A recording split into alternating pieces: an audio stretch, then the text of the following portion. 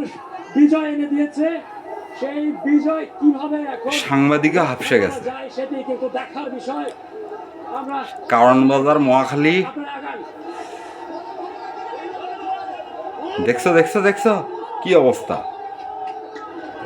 মানুষ কিন্তু এখন একটি পক্ষ গণভবনের দিকে এগিয়ে যাচ্ছে। এই যাচ্ছে গণভবন, গণভবন, গণভবনের দিকে গণভবন যাবো। গণভবনমুখী মানুষের ঢল এখন আমরা দেখতে পাচ্ছি। গণভবনে ঢুকতেছে। ঢল সবাই কিন্তু গণভবনের দিকে এগিয়ে যাচ্ছে। সেনা প্রধান জেনারেল ওয়াকার 3টার দিকে বক্তব্য রাখার কথা রয়েছে।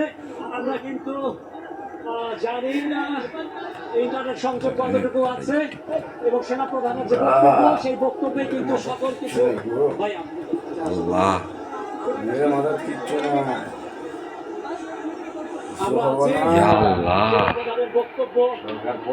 সেনা প্রধানের বক্তব্য আমরা প্রচার করব এবং বারবারই বলছি সাধারণ মানুষ সেই ছাত্র জনতার ঢলে আমরা দেখতে আগাম কোনো কথা বলা যাবে না, এটা মহাখালী, গুরুত্বপূর্ণ শাহবাগ, বিশেষ করে কারওয়ান বাজার, শাহবাগ, বনানী, মহাখালী সহ সাংবাদিক হাঁপসে গেছে। তারপর দেখো আর এক সাংবাদিক আসছে। সড়কে কিন্তু লক্ষ লক্ষ ছাত্র জনতা একাট্টা হয়েছে এবং সেই একাট্টা হয়ে তাদের যে দাবি দেওয়ার পক্ষে যে স্লোগান, সেই দাবি আবার কি 4:30টার দিকে বক্তব্য দিবি মানে?